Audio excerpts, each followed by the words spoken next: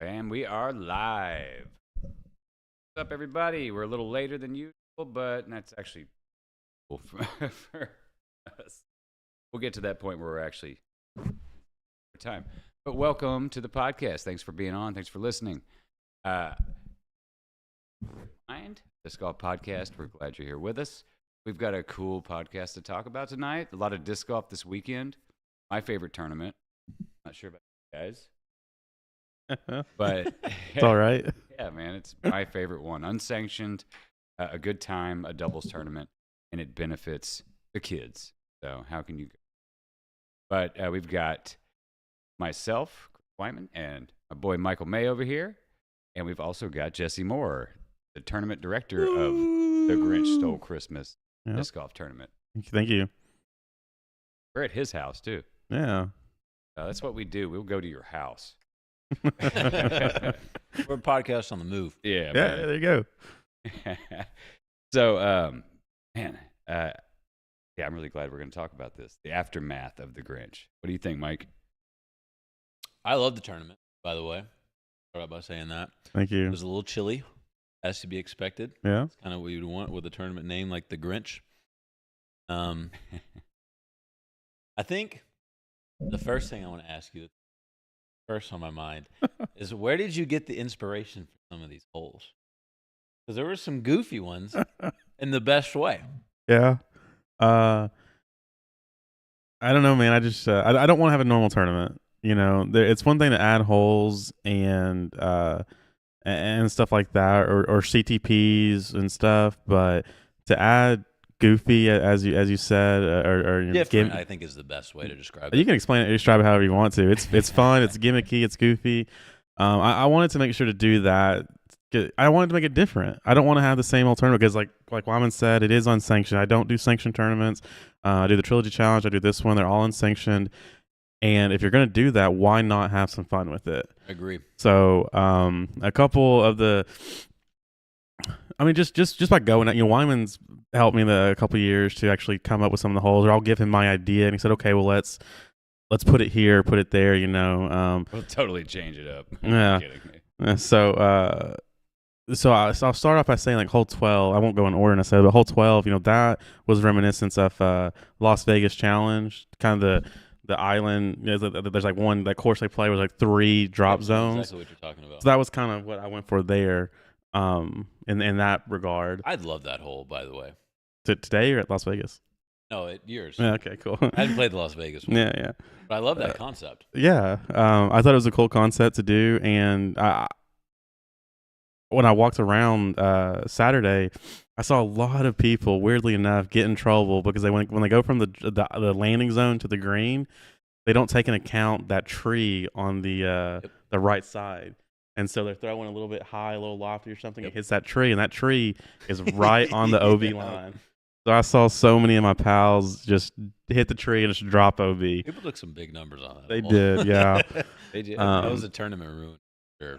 So that was that hole, and then hole 13 was a new hole. So hole 12 has been like that, I think, every year, at least since year 2. The next hole 13, that little kind of pond island hole thing,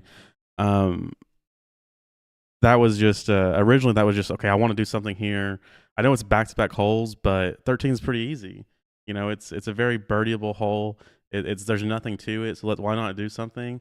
And so I kind of took the approach from JBO, whatever hole that is, that little island hole thing. Oh, old hole 6. Old hole 6. Yeah. And Eli Webb in his natural state championship tournament, he designates you can lay up to the pond, and then you cross. I'm like, okay, I'll do that. So Wyman and I went up there and kind of marked a line, and we wanted to make the island small on the left side, because if you're a right-hand backhand thrower, the miss, like even when I play casually out there, the miss is to hit at the pin and skip way to the left. And so we made that left side very shallow, but we also extended the right side a little bit further out. So it was a small island on the miss side, but also was still a reasonable island.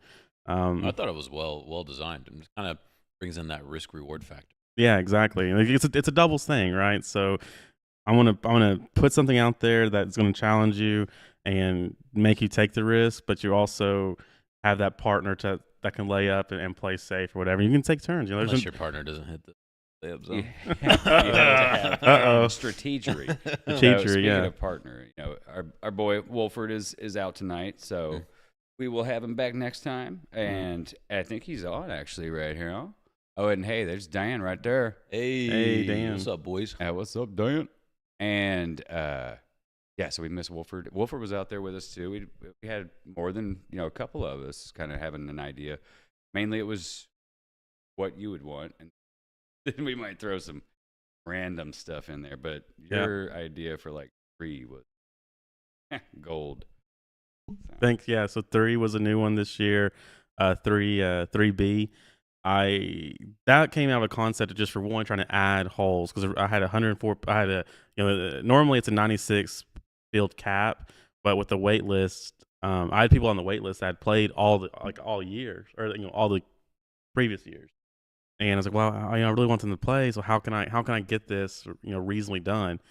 And I went out there one day and like, oh well, there's a hole right here, but it's an 80-foot hole, so how can we make it not an 80-foot hole? Yeah. And so I just started throwing, and that's what came to me was that little target practice thing. Might as well, right? Yeah. So Ace anybody run that's, it or that's drop it listening in. that doesn't know, it was a long pad for another hole to a basket from another hole, and like Jesse said, it was 80 feet. And how it worked was there were designated rings.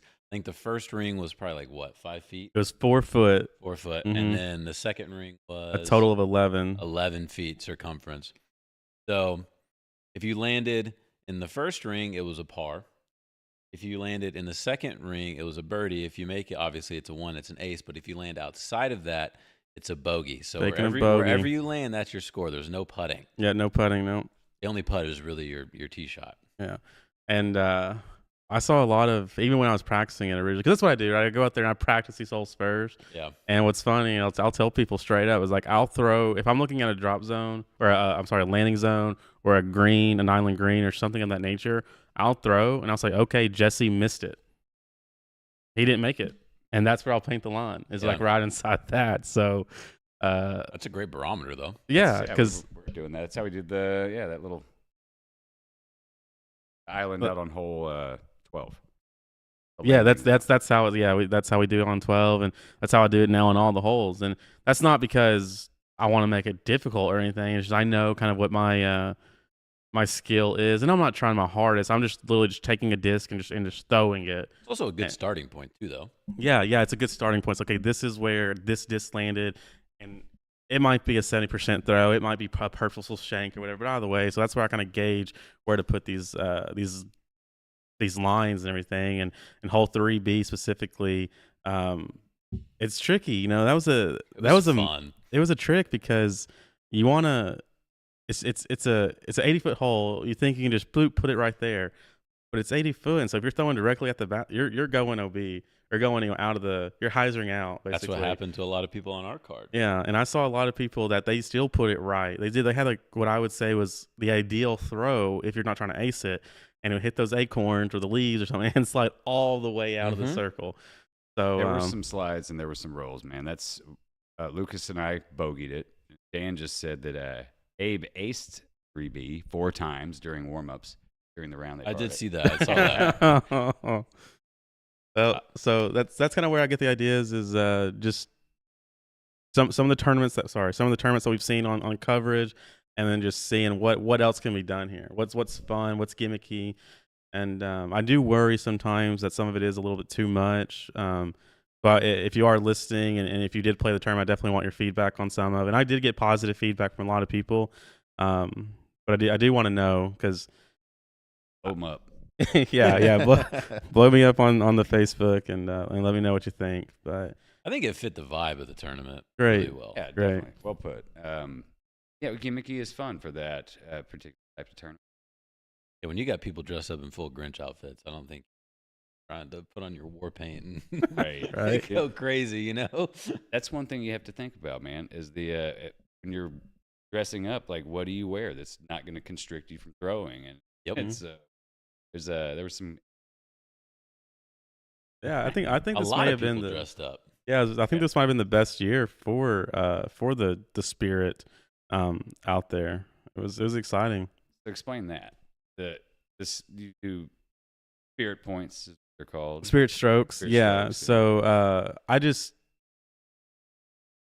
so I don't know. I just something I started the first year. No rhyme or reason behind it. I just want people to have fun. You know, if you've played with me in a casual round that I'm able to host and call, I'm going to throw something funky out there because I just want to have fun. We play so many times a casual round that's still so serious that I love them, but let's just cut loose.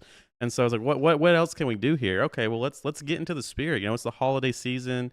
Let's just dress up. Let's have a good time. You know, there's all kinds of headgear and costumes and stuff at the stores nowadays during this time frame. So just go out, buy a little something, put it on, and as you come and check in, I'll give you spirit strokes, and that's based off of the attire that you're wearing or the number of presents that you bring.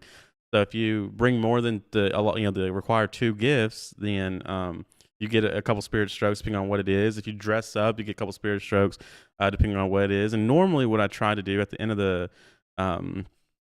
day or kind of subsequent via Facebook is to, in fact, award a spirit winner, if you will, based off of who I've given the strokes to. This year, I did not do a good job of it. I kind of got a little behind there at the end, but that's the idea of it. It's just another incentive for people to come and dress up and have fun. Give them spirit awards. And actually, if we have all the stuff there, if we went back through it, you'll see maybe not the winners, but the people that got second and third in these divisions. Right. That was because of those strokes. They got it because of the spirit strokes. That's how we ended up getting third. Yeah, see? Boom. So Yeah, it was because y'all got, I think, one spirit stroke. Jay Sonic and Jay Sonic and Spills, they got like 5 spirit strokes because of the Grinch thing. and they 4 or beat us 5. by 1. Yeah. Dan and Mitch got 4 because they Jesse were matching. didn't like my Steelers. Yeah. That was the difference. Yeah. I actually did. So here's some advice for you folks listening, and then for the ones that'll listen later. Walmart does have a lot of stuff during Christmas time. True. Dan gets his stuff from the nice Kroger at Highway 10, a good spot. But also, Walmart, you have to go to the women's section. More stuff. They have all this stuff. Pro tip. Pro tip, yeah. Pro tip for next I year. actually had a really, and then Bill Hassick, they had the same thing. They So I kind of couldn't always put it go on. all out, though. Yeah, so Bill Hasek and Dustin Lee, they've gone great the past 2 years. I'll tell you what, the very first year, he unfortunately he has not been able to compete the past 2 years. But John Hoffman and Nikki Hoffman, the first 2 years they were there, they went all out immediately. And I remember in the first year, I can't quite remember what they dressed up as, but he said this was amazing. We already know what we're doing next year, Nice. you know. And so people love cool. it. And I love it so much because it's, again, I want something to be different. I don't want us to just be out there in normal stuff. Let's have a good time. Bill and Dustin, they do well the past 2 years. Mark and Carol Ann, they did a great job this year. Obviously, Jay Sonic, John Strange, and Zach Petit, they came as narwhals a couple years ago. They did. I That's remember cool. that, God, it was hot that year, so they were sweating. They took half of it off, and it was a onesie. So they had they were like tied around their waist, but still had the britches down, you know. And so we have some very good ones. They had a new team this year. They were Die Hard actually this year. Dude, That's number So- one great. Christmas movie of all time. Yeah. So so I love to see it. I mean, it brings my heart so much joy to see people out there having fun, with it. I'd rather y'all dress up than anything, to be honest. So the entry fee. We covered that yet? You know. Yeah. So what is the entry fee? This We- is not like a normal. Yeah, the entry fee was 2 gifts because it's a Toys for Tot cause. And I think in the first podcast I was on talking about it, we talked about COVID, and that's kind of where this blossomed, was out of a need I saw there. So it's 2 gifts that are then immediately donated to Toys for Tots drive Sunday morning. I went and donated those this morning. So what I'll do is Bill and his crew, they actually load up my trailer for me after the tournament. They've done that every single year. Awesome. And I appreciate them. We also give a shout out at some point to everybody that helps because it's ridiculous. But Bill and his crew, all my Ultimate buddies from back in the day, they load up my car. I get home and I unpacked every single gift, get it all situated in the garage, and then one by one I pack it back up so I count how many are there, so I know kind of what we're donating year after year.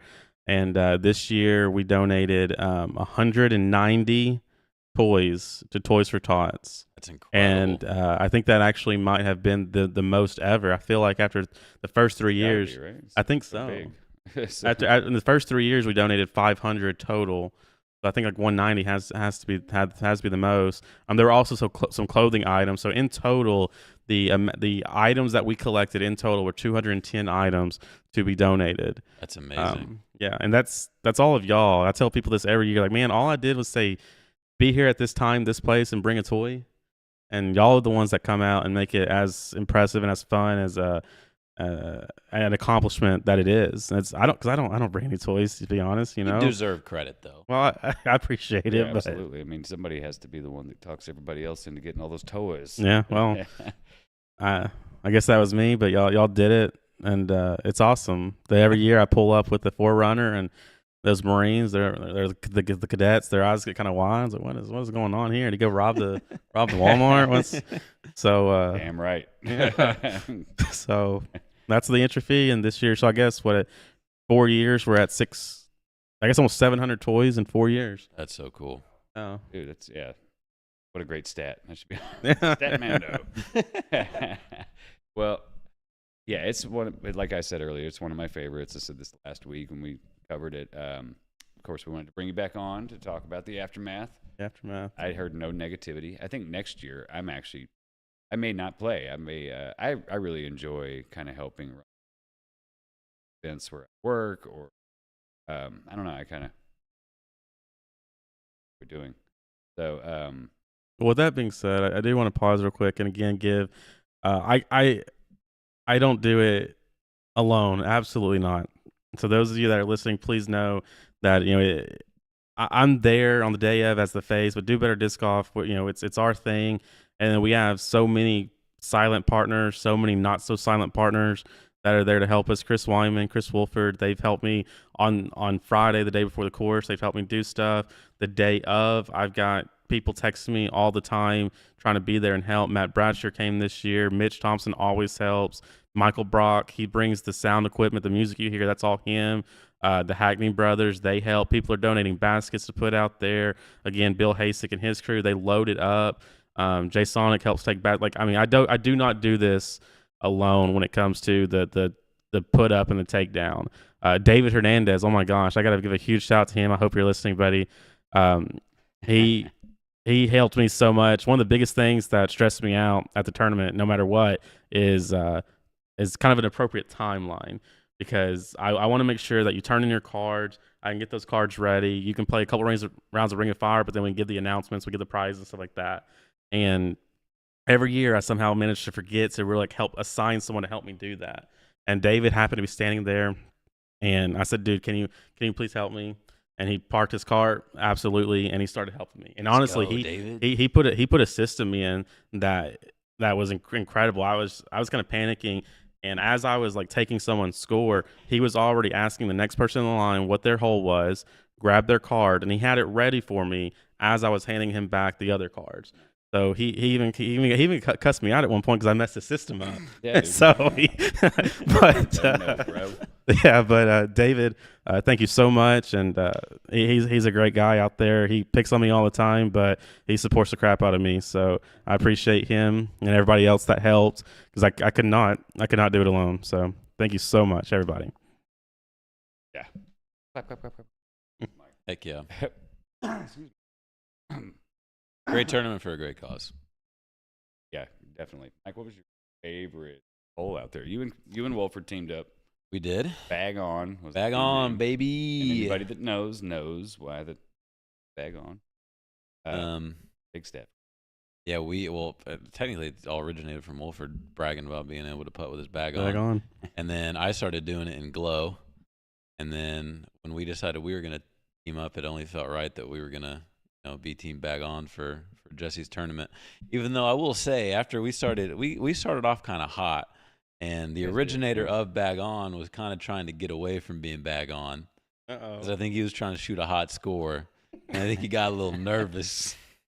Don't mess with the system. I don't know my favorite. There was some like we talked about earlier, some different ones, some odd ones that were really fun. I want to say hole 2 because I threw my best shot of the day on that one, but that's just a normal hole. That's a normal hole. It was an incredible Dude, shot. That was a pump, man. I wish I Yeah. could have seen it, but I walked up that CTP. I was like, "There's what?" Like, I was like, someone clearly didn't understand the assignment. That's like they Oh, just, I did. they though. did closest approach shot, and I walk up there. Michael May was like, "Okay, I guess that was real." Yeah, it was such a good shot. that was hard with you guys. No, we had a fun time. I let Lucas down, but happy birthday, belated now. But that was last ever seen. Got that good. I think that was my best shot on that hole.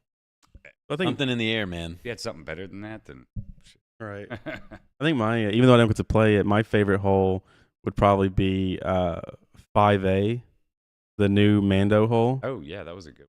That was fun. Playing that one.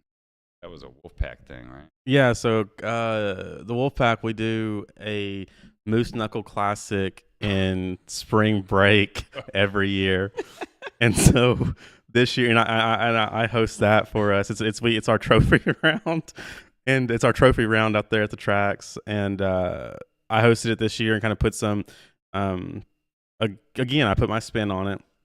And 5A was my designated, or hole 5 rather, was my designated hole. And at that point in time, the pin was in the short pin. And I said, you know what, we're gonna try this out. We're gonna see what happens. We'll just put a Mando around that little that pine tree. You'll have a corridor. And I personally enjoyed the heck out of it because I made it and walked on without taking a drop zone. And so again, I was thinking like it's a straight hole. Let's do something here. I was like, oh well, Wolfpack, we did the Mando, so let's do the Mando and put it on there. And I watched a couple people on that hole, and there were some issues. There were some people that made it. Jay Sonic parked it. I've seen Spencer He got Mayhem. the CTP, right? Did he? He had to and he throws that flex forehand. Yeah. He throws it so well. What I was trying to throw, but I could not accomplish. Yeah. That whole turn from a hole initially from that short to short, that is when you feel horrible that if you don't get it to a hole that you feel pretty good that if. Yeah. It's super easy, and now it's okay. We got to put a little effort in here, and so that's how that originated. And I will say, I was playing a mini game with John Strange on that hole, and it was John, Zach, Jared, Stefan, Bob Scott, and his wife Nancy Scott. And so I did the mini game, and John Strange beat me because I hit the freaking Mando. So that bit me in the butt. So as I'm walking, so Bob Scott, he throws, and it looks pretty good, but it just goes straight, and so it goes straight into the woods over there. Not too far, but it's in the woods, and so I'm walking away. It is pretty thick. I'm walking away, gonna go find some other people to harass and everything. And next thing I know, I hear the chains, and Jared's over there, hooping and hollering. I turn around, I was like, "What? Did he make that? Did he make that from the woods?" And sure enough, he did. So I hustled over there and like, dude, pick a disc, man. You can take anything you want in my bag. That's so cool. It was incredible. My other favorite hole, probably, even again, I didn't get to play it, was 15, the Moats hole. That's what I was gonna say. Actually, I think was my most favorite to play. Yeah, I will say Dan agrees. Dan agrees. Thanks, Dan. Enter the Dan. I did see a couple cards that struggled on it, and I don't know, maybe we mix it up a little next year and have the same idea, but more of a hazard maybe if you landed. And don't take my word on it. I felt bad. I thought it was pretty good. No, I mean, we watched the card in front of us lay up. They were like 25 feet, and you watch somebody throw like a 5-foot putt so they can land at the line. And that was great. Yeah. That was all the selling that I needed. Yeah, that was on that Michael hole. Brock that laid up. Yeah. It's a smart was strategic so play for a funny. team. So I'm glad we're here sitting here laughing about it. That's exactly what I wanted, was throw some fun out there, let people figure it out, and just have a good time, have a story, because you don't have these conversations when you go play a casual round or tournament round, anything like that. Usually a tournament round. Yeah, that's exactly right. It's a shoulda, coulda, woulda. Here is, oh my gosh, let me tell you about this crazy thing like this SOB made me do at this this fun tournament, and we can laugh about it and joke about it. That's what I want. So I'm super glad that y'all enjoyed it. Dude, I think Lucas and I. You did, because one of those holes. Yeah, you threw long, and then you both missed the putt and landed inside the moat. Got wet. And then we had an interesting time on that hole. Oh yeah, If you remember. I do remember. I do. So Wolford throws his shot, and I thought it was perfect. I did too. And I guess it kind of was. And I run up there because it's a hole, you know. I was like, I got my 30 seconds. I'll sprint up there to see if it's in. Then I get up there, and I'm like, oh man, that's like, it was on the line inside, basically. So it was like straddling the, like if, normal OB, it's on the outside, straddling in. Yeah. It was like on the inside, but like right on the edge on the out. I don't know why we didn't. We should have, because oh my God, it was close. So I'm like, I don't know if that's in or not. So then I sprint back, I throw, and I threw it like a wimp because I was afraid of, like doing the same thing he did, and then we're screwed. And then we get up there and we deliberate it for a decent while, and then we had the card behind us. Well, I guess it was just Randall that came up and looked at it, and he couldn't really know. And eventually, it was like, well, if we can't call it, then if it goes to the player, And I did. Probably. It could have gone either way. It really could have. It was. Was any part of this touching dry land? Right. That was the thing. Was like the way the paint was. It was not super solid where it was. It was like on the very, very edge. So it was like the speckles of like, I get it. Yeah. The paint hits and it's dirt. It's kind of blowing away when I spray it anyways. Yeah. I get it. We know it was a live and learn. Next year I was like, all right, I'm going to like carve out the line. Spray that. Well, I will tell you that hole is probably one of the ones I can definitely give you a pro tip on. So all you guys listening and playing in the tournament next year, here's your reward for that, I guess, is you want to land short right. So it's, how normally you're trying to get pin high and go straight down to the basket and park it. Now you want to go short of the basket, land on the right side of it, because at that point, obviously you want to be as close to the moat as you can. But if you're on the right side on level playing ground, what are you shooting at? Not the water. Yeah, that's a good Whereas point. if you're up the hill, you're shooting at the water. Yeah, no, that's a great point. And it's, if you're normally in a casual round, you're up the hill shooting the water. Okay, I'm going to just baby it, lay up with, well, there's a moat there, right? Yeah. So pro tip, aim short right. And this is what CJ Legend did. He shot short right, laid it down there, and they had a perfect run at it. Unfortunately, they missed it, but when they missed it, they actually went long because there was no That's worry. the miss there, yeah. So they didn't land in the moat, and now they're taking the par. They made that comeback par. Problem is when you hit the cage. Yeah, that was the fun part. All stuff that I did not think about. Yeah. So there you go, guys. Thank That was a you, good Pro. Wyman, what was your favorite? Oh, So Your CTP one? yeah, man, that was I had shots for that, but it wasn't about me playing there, and that's what happened. The hole 12. Luckily, I was last on the box. I got to see. Got to see Wolford miss a layup zone. You got to see me miss the other zone because I was going for it either way. Oh yeah. No doubt. So there was a little wind, light head, enough to where I turned a disc over, and so I saw you guys kind of from the wind. So I brought my beat-in PD2, luckily, and I brought it for that hole. I've been throwing that much because not as needs to be. So I'm not getting flare skips out of it. So I actually did throw it in the bag this morning.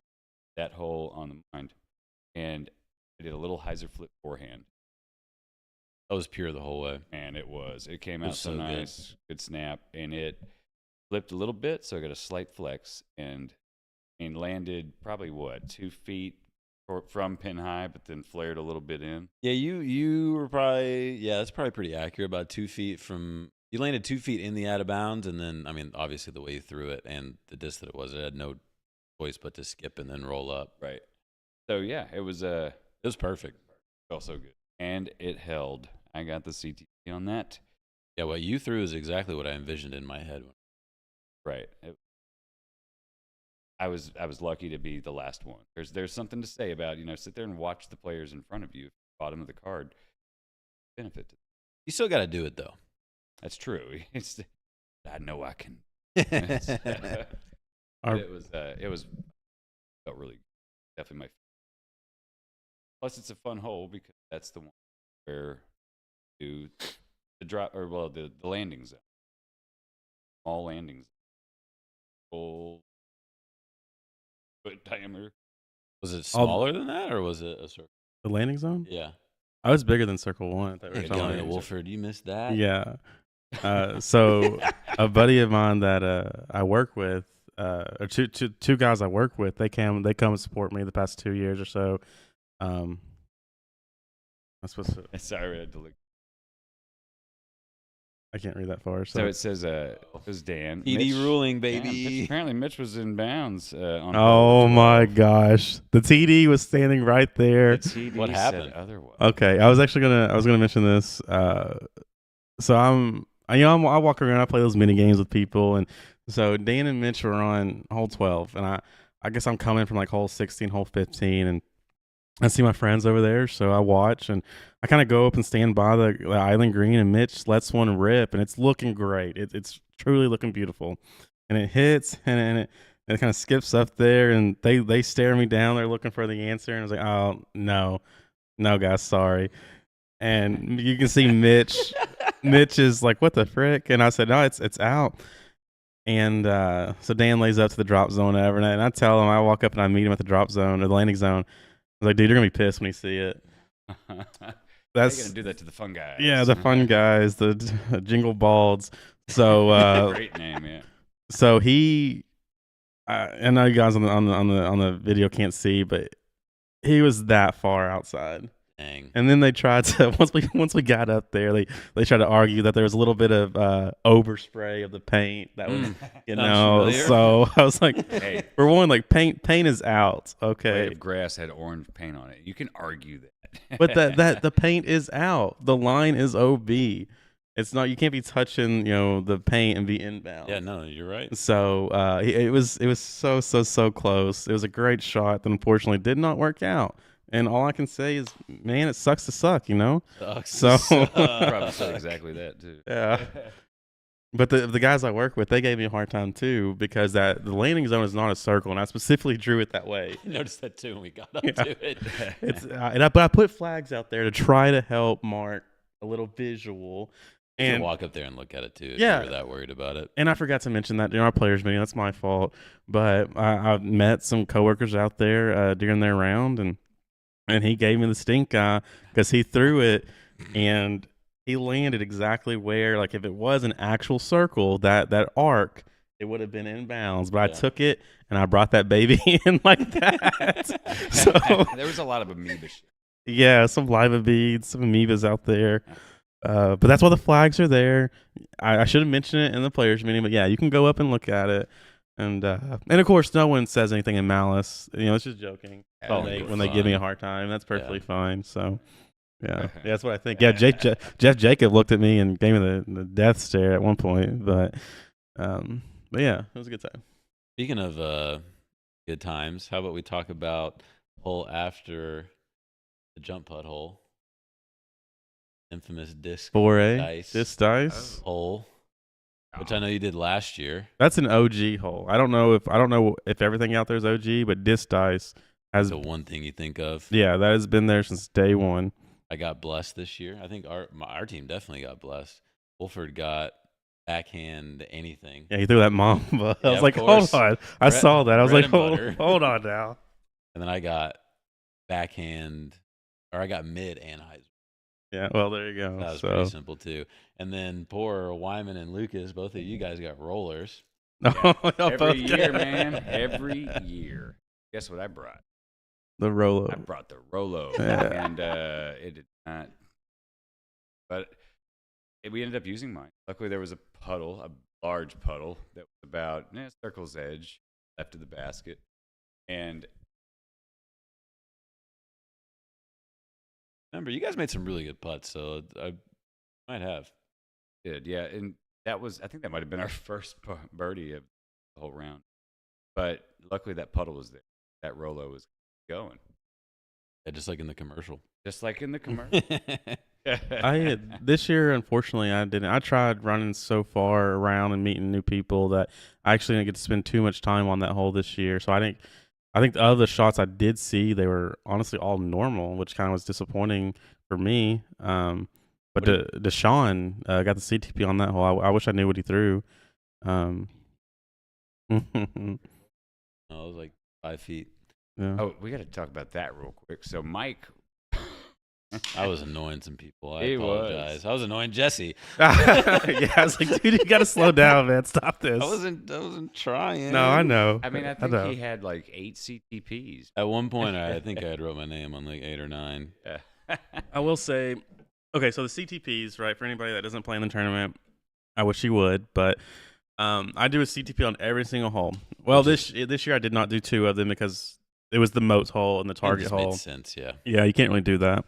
So CTP on every single hole because I want everybody to have some. The whole idea is to add value because y'all are coming out here with, you're not getting a rating or you're not getting payout. So how can I add value? Well, the fun, the costumes, the CTPs, and this year the lunch. That's the value that I can try to add. So CTPs are out there. There is an inherent issue with the CTPs that I acknowledge, and that is, for one, if Michael May, as an example, if he's the first guy on every single hole, whatever, and he parks it, well, he can only get 1. So if no one beats that flag, how do we actually get another winner? And conversely, if Michael throws and or if I throw first and I'm 20 feet out, Michael throws second and he's 1 foot out, but he's already won a CTP hole. Well, we don't. That's the problem is I don't know if I would. Yeah, you don't know. So you always have to sign your name. You always sign your name. Yeah. But then so Weinman comes and he hasn't beat Michael's 1 foot, but he beat my 20 foot. Well, he's not going to sign his name because Mike's already on there and he didn't beat it. So the CTP will go to me. That's an inherent issue that I acknowledge. The only way to get past it is to have a tape measure on every single hole. 26 tape measures I can't afford. So I do have some ideas in store for next year.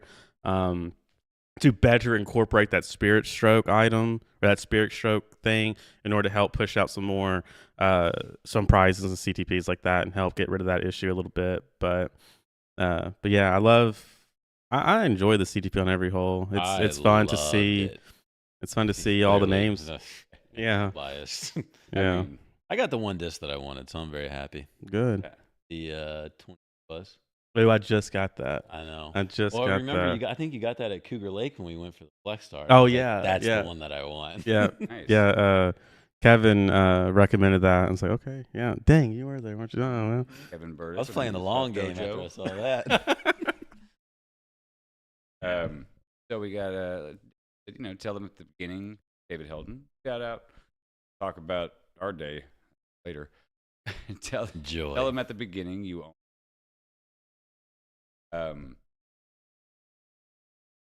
Yeah. Well, so it's not that you get to pick 1 to put your name on, because if you already put your name on it, right, just keep signing.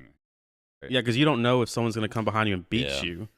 So I know Alcott does that with his tournaments because he has 3 or 4 very special CTP packages out there. So it's your prerogative to go for this. I only have 4 packages, right? It's your prerogative to gamble and say, I'm going to sign my name on hole 6, and I'm not going to sign my name on anything else. That's a little bit different than what we do here at Do Better Disc Golf and GRINCH Told Disc Golf, because I've got so much plastic to give away nowadays, and I want to do that. So I want everybody to have the option, and I want to push out as many discs as I can.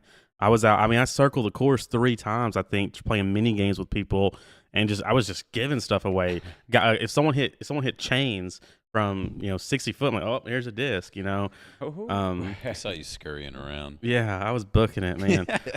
So thanks, David, for the suggestion, but that just doesn't quite work out with what we're trying to do, though. But I do appreciate it, and Alcott does it really well. Yes. So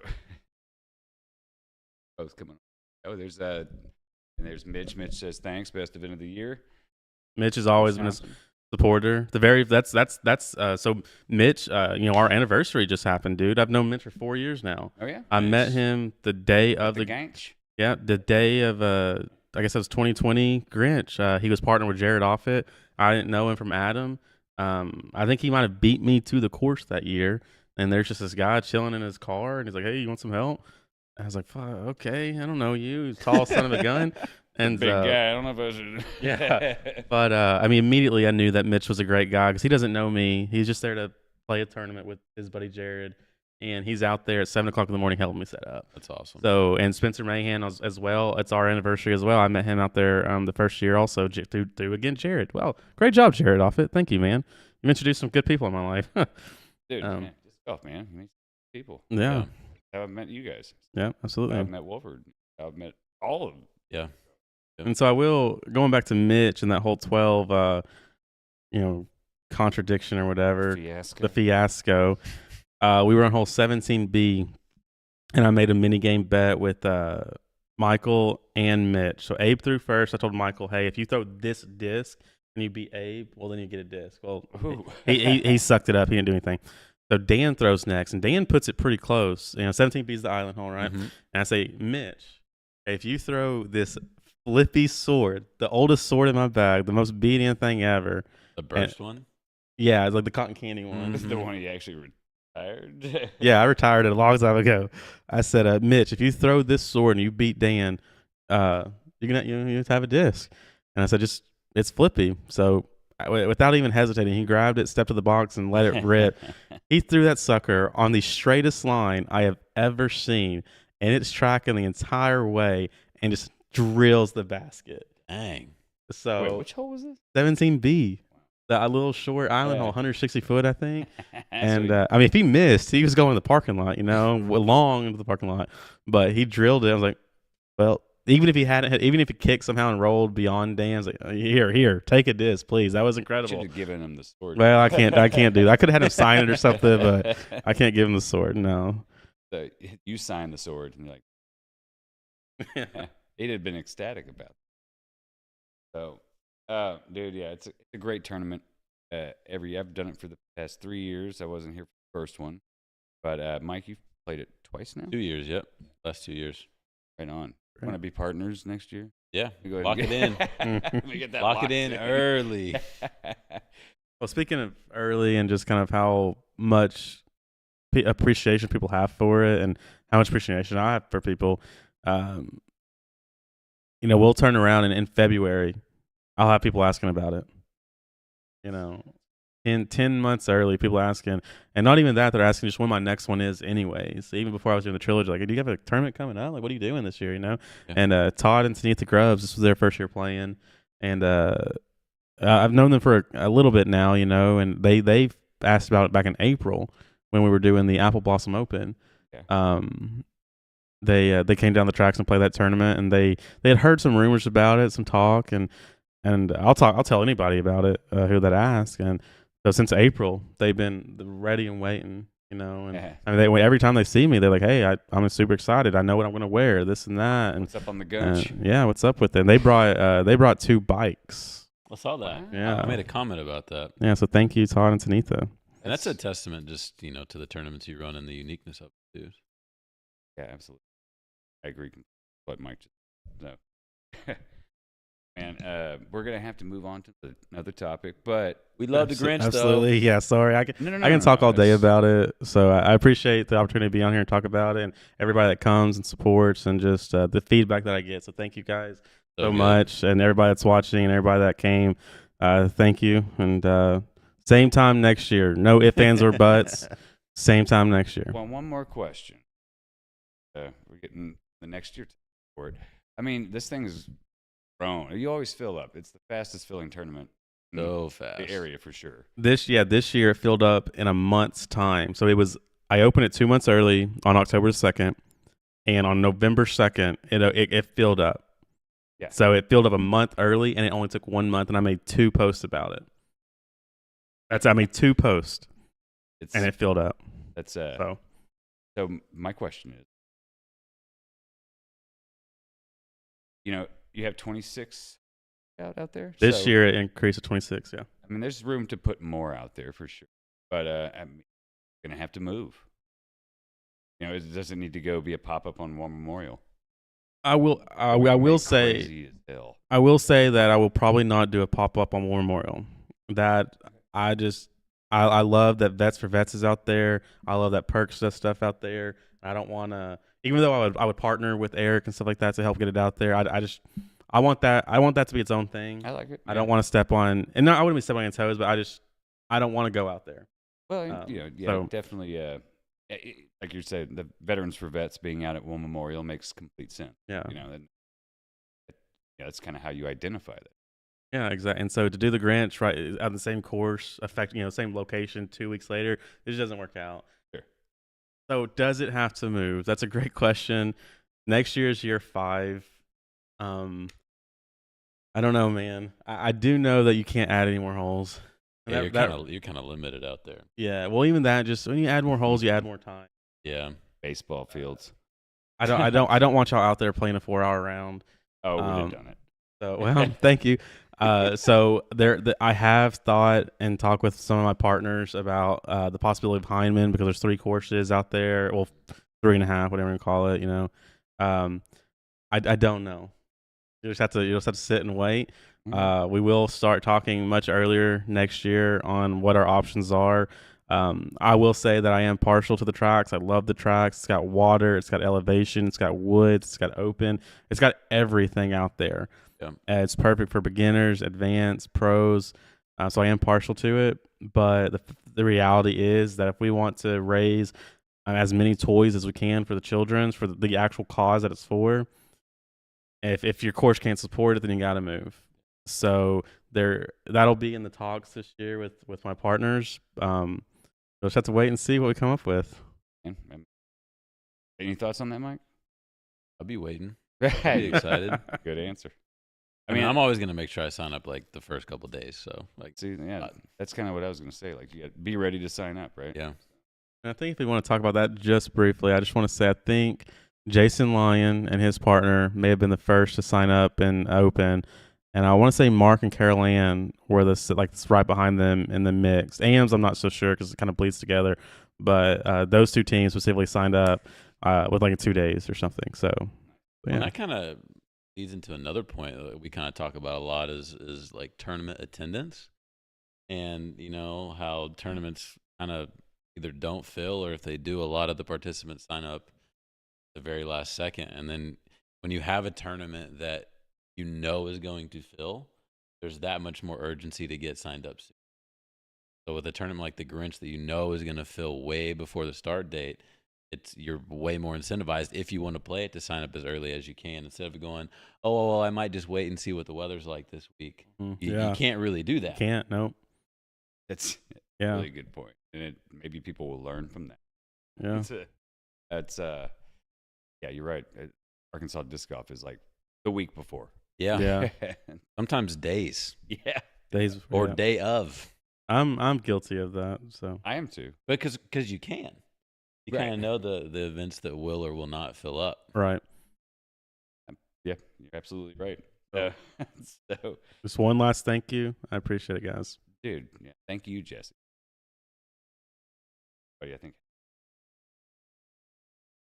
We're going to go into some negative, though. No, it's really fun. Fun negative, though. So, Mike, you want to go with that first? You talking about our round today? Yeah, man. I figured that's the only thing that we could talk about. Fun thing. The highs and lows of disc golf, man. So on Saturday, played the Grinch. Feel like I was playing out of my mind. I was lacing everything, hitting every putt. And then today happened, and I forgot how to play the game. What'd he say? No. Man, don't talk about it. Dude, so David Helton was with. Yeah, it was me, Wyman, and Mr. Helton. And I think this might have been the first PFAR round we played where the 1 tag was back in. The 1 and 2 tag. 1 and 2. Oh, my goodness. Which made me real mad that I wasn't playing very good. We were also there really early. True. We did an early round, and so it wasn't something that we put out on the chat because to have to rush to get. I didn't even know you guys had the 1 tag, so I was like, "Ooh, man, I got the 18." So yeah, you could have had a big come up. That did not happen. It did not at all. It did. So yeah, the highs and lows of disc golf. Yeah, I think it was funny. Like I think we all birdie hole 1. Oh, well, you didn't birdie hole 1. No, I did. I think my best shot of the whole day was the first one I threw. That was a good shot. I parked hole 1, and then it all went downhill from there. it started going real bad when Mr. Helton threw his St. Pro about 50 feet into the pond. Okay, though, I can say that because I got it for him. Was it windy out there today? No. It didn't feel very windy. No. Oh, David. We didn't have any excuses. Oh, yeah. David just said Wyman didn't birdie the front 9. He is totally right. So, Damn, shots fired. Yeah, I think, well, actually, and it was hole 9 that I ended up, through 8 holes, I was all pars. Real boring disc. The Wyman special. But your par on hole 4 was pretty good. Yeah, that was a boom. Went OB and then made like a 40, 45 footer for par. Yeah. So yeah, I had some good shots in there, but it was a rough round. But I was having a really good time with it. I just had to stay positive. It was it was tough. So I need to I got my basket back in the car now. Set that thing up. Be up at work. I get some putts going. Didn't help that I left my putters at Dan's house last night. No, it did not help you. Yeah, so I had brand new ones that were in the car. At least I had some. Been like, Mike, you got any extra Lunas? Yeah, it was one of those rounds that it felt like everything was going bad for everybody. Yeah. Like for me, I slipped a few times, which we all know I love. Oh yeah. I think I tweaked something in my back yesterday during the Grinch, doing something stupid. Probably parking hole 2. Maybe that's where it came from. And so today it was super sore. And I thought after we got playing for a little bit that it would kind of loosen up and be fine. And then some angles when I try to throw them, like especially hyzers today, were hurting bad. Like hole 6, I went to throw and I felt like my arm about came off. I threw OB on par 5. Oh yeah. Oh man. The one mistake you can't make. Yep. So hard that's Hard it, yeah. And I mean, I wouldn't have been surprised if you were actually able to birdie. I think I've been with you before. Yeah. Not great.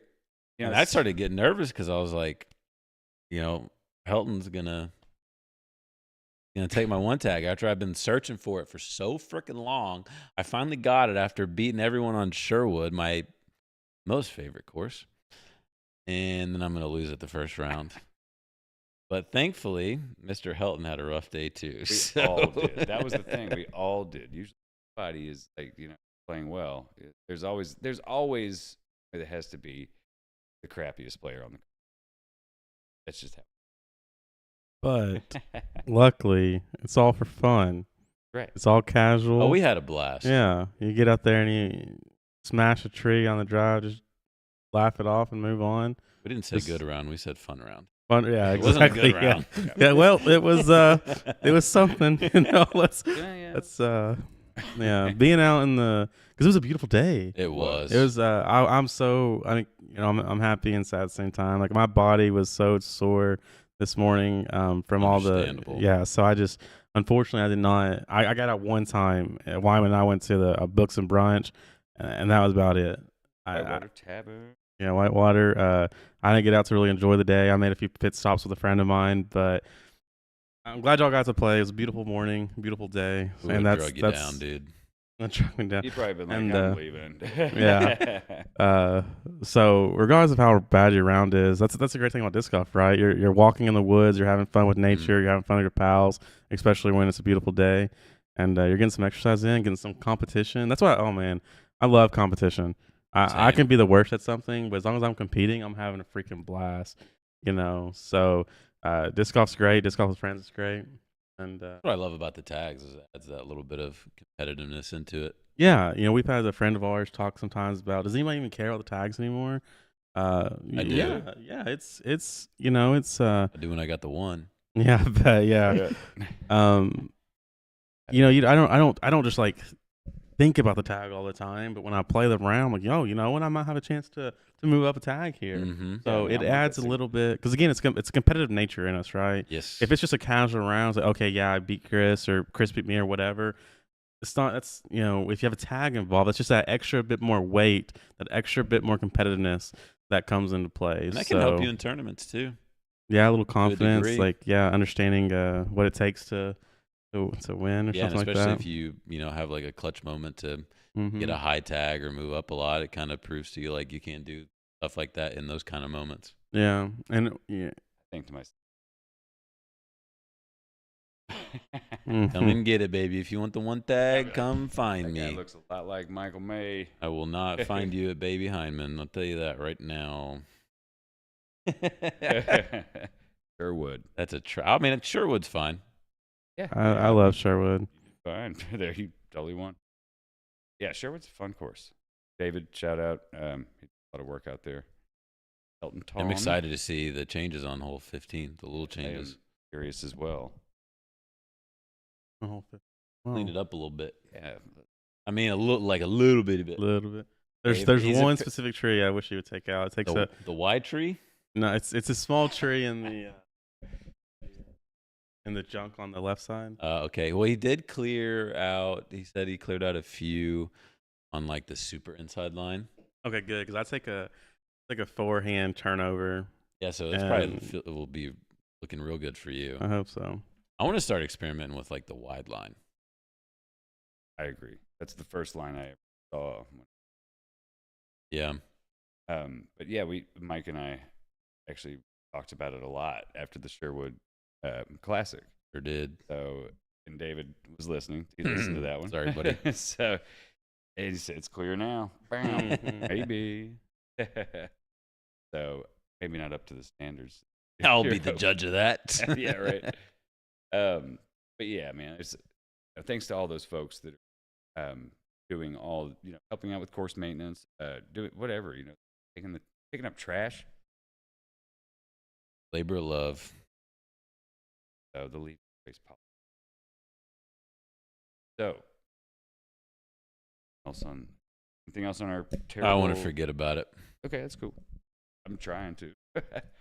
It was a fun round. Beautiful day, like you said. Glad we were there. Felt good about my good deed. Oh yeah. Yeah. He loved that disc. He loved that. Oh, I know he did, and I. It's one of those. I was telling him we were walking down to get it. He had lost one on hole 3, and then on hole 12, that creek. And of course, with all the rain, like that creek was high and it was moving, so there was no way you're gonna be able to get that one. And it's like you can't lose more than one disc in a round. Not allowed. Right, yeah. And I had already, thanks to Wyman and Helton for helping me find my awful tee shot on hole 13. But I had incidentally stepped like knee deep into water without even trying. And so when we got done, I was like, well, I'm already soaking wet. Might as well just go get your dip. It was literally a walk. Except that it would float down that creek when it got a lot of rain. So it looks sturdy. It is not. It is not. It is not. Actually, there's probably snakes living. Fine. Kind of worked out for the best. It did. Yeah. Got your disc back. Worth. And the last person that's on your card starts walking that way, I always feel like the disc. Yeah. So, Of course. I had kind of already given up on it. you did, yeah. And then you were like, nope, found it. Yep. It Right on time. All right, so Mr. TGP. That's me. So there's some movement as far as Pro Tours or sponsorship. Small moves. Yeah, they are. Nobody big is Yet. anything. I feel like we won't see any big names probably till the new year. Yeah, I would agree. Yeah, Kind of how the nature of it was last season too. there's a couple we've got listed here. Go with that, Mike. I mean, the first one that comes to my head is Mr. Connor O'Reilly, mainly because I just flipped that post for. Yeah. So Connor was at Latitude, and now he is with Lone Star, which is kind of fitting because I believe he's from Austin, Texas. So, shocker, Lone Star Disc from Texas signs another Texas player, which I think is honestly a pretty good fit. I haven't got the chance to meet Connor in person, but he seems like a super nice guy. I think he does have one DGPT win, and that was in 2021 on the Delaware Disc Golf Classic. That looks like a fun course. Yeah, I had to watch through all that coverage to pull his highlights, and watching the holes and stuff looked like a brutal course. Hole 1. No, I don't watch too much coverage, to be honest. I'm not a good disc golf fan. Too busy putting on good tournaments, man. Yeah, that's right. People, K-Pro needs to be over there filming the GRINCH. Yeah, next year. Get Luke involved. That'd be cool. Oh, dude, that would be sick. Well, originally, he lived quite a while in Hunt. And Nico and Kat are in town all the time. When we installed the really large tangent, I'm so sorry, guys. No, when we installed the Bryant High School course, Nico and Kat gave a speech there. I saw that. Yeah, so they get involved sometimes. So yeah, it'd be cool. Anyway, sorry, Lone Star, Conor O'Reilly, my bad. That's pretty much it. All right, well, as far as him, Delaware, good job. That's probably the biggest move. Yeah, which is, telling you. It's Brinson is her last name. Luque? Luque, yeah. It's either, here's the thing, is her Instagram tag is throw like Lucky.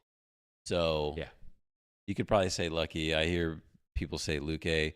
But honestly, take our commentators with a grain of salt, because I heard Terry say Tatar 18 different ways this year. So Tartar. Tatar. Yeah, I have heard Tatar. Tatar. It's everything under the sun. So, she's no longer with Prodigy. Right. She just announced her leaving, correct? Right, that's it. So, okay, so we don't know where she's going. Yeah, but where do you think? With her dating Bradley Williams, it seems like logically she would go Innova. That seems like a good fit for her. She's kind of made a name for herself the last few years. We did a post on her. I think it was a few days ago, of her final putt at Worlds, where I believe she was on lead card, and then kind of had a really rough back 9. But was able to make like this 45, 50-foot death putt on hole 18 to stay in the top 10. And she became the first, I believe, Norwegian player to finish in the top 10 ever. So that was kind of cool for FPO. Good for her. That was cool. And then she made the putt and had like this super emotional moment and breakdown and, heartwarming kind of stuff. So you captured. Sure did. Well, I didn't capture it, but I just put it out to the map. Yeah, that's huge. They wouldn't have known if. Yeah, you're helping her with her PR, man. There you go. Job. You send her a bill. Yeah, I need to. Right. Yeah. And then to jump back on that tangent, there's nobody else really making any. We do know that some people are going to be coming to a close. A lot of them, you would think, automatic reset. McMahon. You would think, but you don't know. Yeah. He's a wild card for me, just because us with his injury too. Oh yeah, that may be a big factor. Is like we don't know the ins and outs of it. He just, he's understandably very optimistic, because why wouldn't he be? But as we see in any kind of sports, you really don't know. Man, the world would explode if that happens. Dude, could you imagine? That would Crush Boys back and it's MVP over molds, or dude. Well, think about that. To go from almost nobody knowing who MVP realistically is to Conrad in 2021, immediate world champion with the holy shot, putting their name on the map, them using that to get funds to sign Simon, and then having Simon absolutely. One thing that we've done recently is we've kind of partnered with Ultiworld and have done some stories about their fandom survey. And one of the stats on there is it's a giant survey they send out at the end of the year. And I think only like 4,000 to 5,000 people took it. So take everything with a grain of salt. It's not a full survey, but it kind of gives you a broad idea of the proportions of how people think. And one of the questions on there is like, who's your favorite player? And it'll rank favorite players based on like a scale of 10, essentially. And so Simon naturally is the most popular, and his popularity of people that think that he is their favorite player went up almost 11% this year. Really? Yes, huge jump, especially for somebody already so popular. Right. Yeah. By far is probably making the best content. That's the Social thing. media content creator. Is And like he's been doing it for years Yeah. too. You know, Paul and Ricky, they don't make content, right? But yeah, his Simon- value is Simon's value is not in winning. No. Yeah. Whereas like Paul and Ricky's is kind of in winning. And then the fact that Simon has learned how to win and is also winning while making content is just a perfect storm.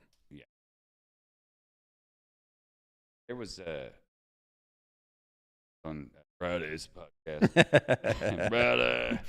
They actually brought up there's for a game to, or they might have been, I think they were. but EA Sports, has always put out, whenever they put out a football game or any have player cover. Yeah, cover athlete. And so the question was like, who would be? Simon's not even close. Simon was up there. Paul, of course, was there. I said Ken Climo, which they disagreed with because. Well, King Common would be on The a Legend special, edition. the Legend Edition, the special edition. What would it not just be the winners of Not for the first year. Winners of Worlds. yeah, because they go on the cover of the PDJ website. So I mean, I figure would like it would just think. be those. Yeah, but this is if in a hypothetical world Right, that we have a yeah. game. Yeah. This is all about marketing, and the Yeah. people that win aren't always like Right. Yeah. the best movers. Yeah. You know. No offense. I'm just saying, like, you're not Yeah. wrong. Well, like who was- Simon is the supreme mover of anything disc golf related. Right Yeah. now. And Paul used to be a close second. He still might be. I don't know the numbers, but I know his electricity around the stuff that he puts out is kind of Yeah. dulled a little bit. Yeah, you're right. I mean, who wants a game with who's the guy that won that Disc Golf Pro Tour Championship a couple years ago, like out of nowhere? The Wolfpack guy, Oh, wait. Disc Golf Pro Tour Championship. Who won it? Are you talking about Nathan Queen? Nathan Queen, yeah, yeah. yeah. So see, I don't even remember his name. It's like who wants a cover of Nathan Queen game? You know, He might. So, yeah, he will. Yeah, and that's a great story too. I know it was years There you ago. go. We don't need to talk about it. No. But that was incredible. Yeah, at that point, it's about marketing. It's not really about and winning helps. Like, I mean, look at what Isaac's done. He's kind of made a name for himself this year due to winning. God, what a play. So smooth. Yeah, no, he's great. But would I think he would be the best cover athlete? No. No, yeah. It would definitely be Simon, my pick. Paul would be up there too. Yeah, if Paul wins another Worlds, then yeah. Yeah. Oh, we got up going. It's her bedtime. Yeah, she's like, It wrap might it be, up. I don't know if you guys can hear that, but Egan! Malamute or Husky, Husky. She's a Husky. husky. Yeah. they don't bark. Everybody knows that. Now she knows that we're paying attention. Yeah. Yeah, going back Sorry, to the guys. previous point, it's like if they can take that and then use that cash from all the freaking the Lozatals that they sold Oh, and go sign Eagle, holy hell. that would be. The world would, I mean, that would be the biggest move this year. Not even close. I've got some sweet way custom stamped. I found this guy that's doing his own stamps, and they're very cool. Like meditating beaver thing. Yeah, Or otter. that's The sweet, otter. man. Yeah. Otter. They look pretty cool. A lotus sitting in a lotus position, actually levitating off of the stump, and it's so, That's cool. yeah. Have you ever seen wild otters? Have I seen wild otters? Yeah. No. River otters. Yeah, I've never actually seen them out in the wild. I know this is a huge tangent. This is a disc golf. I love otters, But It's I was- totally fine. I was in Oregon, and there's this really nice place called Smith Rock. Either way, I'm walking back from the trail, and there's a river that runs through there, and all I see is these giant black things just like swarming in the water, and I'm terrified of snakes, so I freak out. And then I realize that it's just otters. They're playing. Hey, otters can Yeah. be vicious, man. They can be vicious. Luckily, I- they're far enough away. But when they come out of the water, their skin, their oil, their fur, and their oil is so slick that all I saw was like this just meaty black tail. Yeah. And I know this is tangent, but I was terrified. But then I realized they were otters. They were playing. It was so fun. It was so That's fun to cool. watch. They did not wave, Otter but they swam around. They climbed up on rocks. It was awesome. Like, who is this guy? Anyways, I digress. My bad. Well, I almost started talking about I'm going to do it now. You said a river runs through it, and I was about to talk about the movie. But, Well, can I make one more point about Eagle before we move on from that? yes. This might be the best time ever for MVP to get Eagle Okay. because Why of the is fact that he's coming off of an injury. So does he still have to have another surgery? You He think- already had one. You think he's on the discount? Yeah. Oh man. I mean, at any time in Eagles' career, when has he been more uncertain? You know, that's the point. And we already kind of knew last year that Gannon might go Discmania. Gavin Babcock's gone Discmania. Alden Harris's contract is also up. Yep. So that would, if Eagle were to leave, then I mean they could. Yeah, the That's sales true. That's they a were gonna great do point. Well, if they get Gannon and they throw Alden. They're just going to Okay. pretty much take over the Prodigy boys, and then Eagles gone. That's just crazy to me because, like, when you think of Discmania, you think about Simon and you think about Eagle, Yeah, that's the only two. and now that Simon's gone, you really just think about Eagle, and it's like, what about poor Kyle? Oh, Kyle's so, great. I mean, Yeah. I just don't think Discmania. no. He's so quiet. He's kind of like Isaac, one of those kids that's like super good at disc golf, but you know, a little bit more on the reserve side Right. for Yes. media. Yeah, as far as that, I don't think he makes a whole lot of social media or a whole lot of YouTube content. And Kyle's super nice. I've met him in person. He's exactly like you would expect. Same with Isaac. Isaac is a super good dude. Yeah, he's seen. Wolford's a Isaac and Calvin. yeah, Isaac. All right. Well, so he's got it might be, I think, 2 weeks, maybe 3. We're going to do a super fun segment, the whole dedicated to awards. Oh man. I wanted to bring that up before we kind of got into it. Bum, bum, Boom, bum. boom, boom, boom, boom. So there might be some voting coming up about like certain categories. They're going to be fun categories. Some might be serious. But yeah, it's going to be a good time. We're not going to say anything about what category. But it's just a little teaser. That'll be Well, fun. David's already put a category out there on blast for me. Oh, yeah, he did. So that's been on there. You Yeah. can say that one. Go. Yeah. I'm not gonna. I don't know. David can say it again. I've got 2 bullies in this disc golf community, man. It used to be one. It used to be Chris Wolford, and now there's another one sneaking up in there. But Yeah. and I joke. They're my bullies, but they're also 2 of my biggest supporters. Weirdly enough, so Oh, yeah, absolutely. That works sometimes. I'm curious. I didn't see the category. oh Oh, god. yeah, Okay. Yeah, you got to say it. All right. Well, y'all actually talked about this on the last podcast. I think when we were at your place. Okay. Y'all had mentioned how I get so close, and I just can never pull it through. Oh man. And so, He's not a closer. Oh, He's not a man. closer.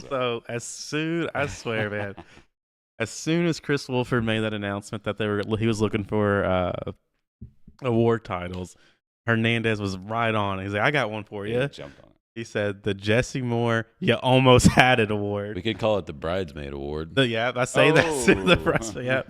He said it goes to the guy that got second the most without Yeah. ever winning a tournament. Always a bridesmaid, never the bride. Yeah. Always a bridesmaid, never a bride. That's my motto for life right now. And So man. you'll win that one. yeah, great. Maybe Yeah, that thanks.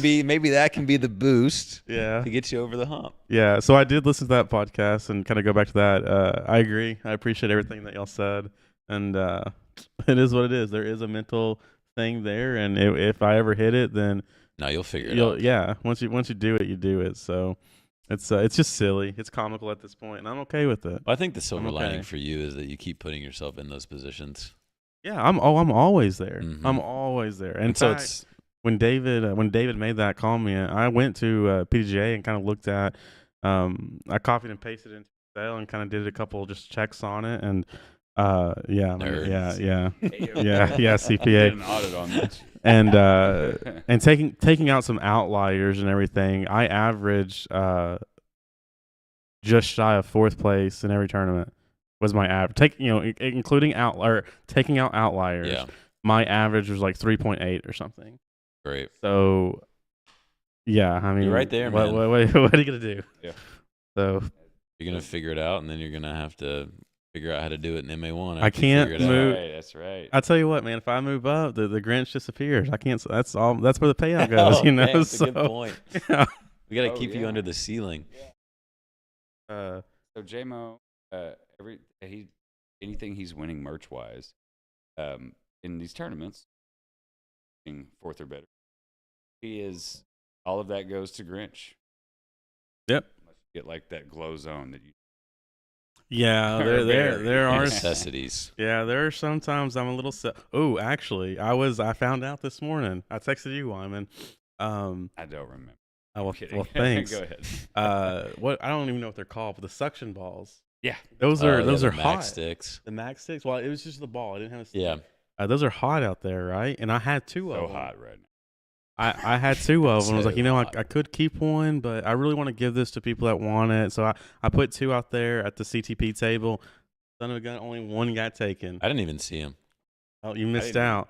I've already So, got two of them. Immediately this morning, when I found it this morning, I put that sucker on my stick, and I'm good to go. Nice. So there are some times where I am selfish and I take something for myself, would. but As you should, though. He sees that as selfish. Like, you kind of deserve it. Yeah, absolutely. And then some. Yeah. So I'm glad you got ball. got You a got your ball. sticky ball, Yeah. dude. Oh man, all day. That's another cool thank thing, God too. Wolfer's not here. Oh, my gosh. I was going to say, that's another cool thing that, like, I remember I was one of the first people that had them. Yeah. And then you kind of start to just see them pop up everywhere. And it was kind of, I have never seen them do an ad. Yeah. I have seen them do zero marketing. I've never seen one. And I wish that I knew them or could have like a contact so I could talk to them about like their margins and like their profits and stuff like that. But I imagine that's got to be pretty simple for them to do. Right. Talked about that today. We were like comparing it to Velcro, or Yeah. the invention of that, and that was NASA. But it was the concept is So simple. so simple, and that is the best retriever I've ever had. It might be one of the best things you can buy for disc golf. And people are, oh yeah, you talk to anybody that has one, and they'll first thing they'll tell you is that I grabbed one disc and I made my money back. Yeah. Yep. You I didn't know, even grab one. Somebody else did it in front of me. Damn, that thing works. Yeah. You and I were talking to Kevin at Cougar one time, Mhm. and I think he said it was, the pole itself was a little special, but it was like $60 or something, He had one and of he couldn't keep it on the shelves. Like people are paying $60 Yep. for these things. Yep. yeah, you just get the ball. I think the attachment itself is like 25. Yeah, it's up there. I wouldn't just buy it personally. And now all the pros have them too. Yeah. I've started seeing, I know I've seen Ella and James and all them have them on coverage. And it was one of those things that like you see it one time on coverage and then fast forward a few events, you see it a couple more times. And then by the end of the year, it's like every single person has one. Well, there you go. The proof is in the pudding with that one. free marketing. Yeah. True. Drew Gibson wouldn't be using it, would he? True. No, probably not. So Unless he could put it on a T-shirt and sell it. yeah, it'd be somebody else's. Yeah. They're like $20 at 13 Peaks. Shout out to David Helton. He got mine. I paid him for it. We just talked about it one day, and next time I saw him, he had one for me. Super nice. That's just the kind of guy David is. Well, that's kind of. There's just so many good guys out there. There are. We're at. We are like almost an hour and 20 minutes in. So Nice. yeah, this is a good. Flew by. The only other thing I was going to bring up, that Friday was the first, correct? Yes. So Perks Putt is officially opened. I think they got some pretty good business over the weekend. Good for them. Nice. Congrats to the grand opening. And I have not. I have no. well, we should try to go there sometime this week. I agree. Absolutely. I don't know what to say about it, honestly, other than like, just what the heck? Like, it sounds incredible. Like, I'm kind of dumbfounded that I don't have anything to say because I haven't been there yet. Yeah. I've seen all the photos that the videos you took, the videos that Perks put out, the comments that Dan had. I think Gage went the other day. They got a new spot. and it's just a new spot, an indoor spot. Like, it's just Well, I was saying they Wow. got a spot on the news. Oh, a yeah, they news got a spot. news- Yeah, they did get the news spot. They Forgot about hated that. the way they said. I mean, Disc man, that is golf? I could talk about that forever. Like Yeah. every single freaking time that we get a clip on SportsCenter, and now over to disc golf. Disc golf. It's like that. It's I don't know. I don't know why. I don't know what it is about people that don't know the sport are trying to say it for the first time. But Well, at least they don't say froth anymore. I don't know. Some of the guys on SportsCenter still do, Oh goodness. but they do it in like a loving kind of way. Like Yeah. you can tell it's guys that have played and care about it. Yeah. And it's probably those guys that watch like Seinfeld, that kind of generation. So Yeah. They did. Oh, But it's definitely an awesome thing to have. Right. I mean, downtown. Like you're already doing stuff downtown anyway. So downtown. it's. I'm looking forward to going. same. I've been to some courses that have little mini games outdoors, like a Beaver Ranch in Colorado. They got their like championship level course, but right at the beginning they also have like a putt course. Yeah. But it's nothing like this in any That's any cool. capacity. It's just it's like smaller than Tyndall basically is what it is. So I've seen similar things at outdoor courses, but it's still very plain. Whereas this is the wacky, wavy, Inflatable arm flailing tube man. Yeah, like, And The- indoor. and it's indoors. You Indoor. have barrels, you have ramps. I mean, it looks amazing. I can't wait to get up there and try it out. What's the one thing I haven't quite seen or understood quite yet is the what's it cost? What's it? $5. It's like $5 entry fee. But yeah, play as much as you want. So it's play as much as you want. Yeah, that's what I saw on Facebook. And, That- David Helton brought up a good point too. You leave your putters at home. They do provide putters. They Was got Lunas. is that a requirement though? So they and it might be I said this the other day, it might be like anyways, it was a good point. It might be an insurance. Yeah, no, You are yeah, I could hurling a- definitely. I could definitely see Mm. it being a requirement, and rightfully so. I was just curious. They're AVRs with I don't. perk stand. They're similar to putters. It could also Yeah. be a marketing thing too. I don't like if It you're could going to be. be there, if you're videoing it, at least has their logo on it. I can see a lot of reasons why you would want to. Well, Yeah, and so are they partner? Or do they partner with Innova then? Well, that cat merch Mm-hmm. also by perks. Right. But I'm not sure if that's now that could the marketing thing Yeah. could come into play really well. It makes therefore. sense for a lot of reasons. The insurance thing really made sense. Yeah. But I'm sure that when they have, if there's putting leagues up there and stuff like that, when it's not Mm-hmm. that in golf area. Yeah, sure. Yeah. The Well, other cool thing too about especially it being indoors and the way that they have it is they could change it at any time they wanted and make it any kind of a million different layouts or different obstacles or whatever it may be. That seems That is so a good point. gimmicky. Go there, but It's like the Fall Guys of disc golf. If anybody knows what I'm talking about, that might be a little out there reference. the Fall Guys of Disney. Yeah, it's a video game. It's like a party game where you do all these little mini games and You talking about Monkey Ball? No, I'm just kidding. no, it was one that came out like a few years ago and it was super popular and it's like all these little mini games. But it's kind of the same thing where it's like they have a set pool of games that you play and after a while it gets kind of stale. Right? Yeah. And so one of the problems that they ran into with that game was not giving enough new game modes. That's the point. So, So- Yeah, that is a good point. Change it up every quarter, 6 months, whatever. every Except 2 keep the years. wacky guys. I need those Oh, dude. forever. And not with. I have I've got a really good. Right. Got a couple too, but it talks about the wacky way people are flailing too, man. And it was when Dan was putting, kind of where I got my inspiration on it. Yeah. And I'm not going to give too much away. It's a lot of fun. It was a lot of fun to write. And yeah, it's going to be fun. But I'd be excited to read it. yeah, what I'd say in that is that absolutely it's real. And so you can translate it to something that, and with all of Yeah. There's some shots that makes you throw type of putt and help to teach. That's fun. And it literally has unlimited potential.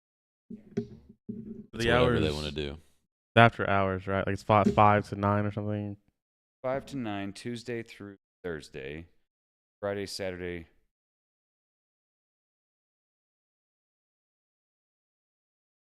It goes till 11. Friday, Saturday. On Friday, Saturday. Wow. Yeah, that's cool. And Nick, our buddy Nick's gonna be up there. Nick Dotag, tending some bartender.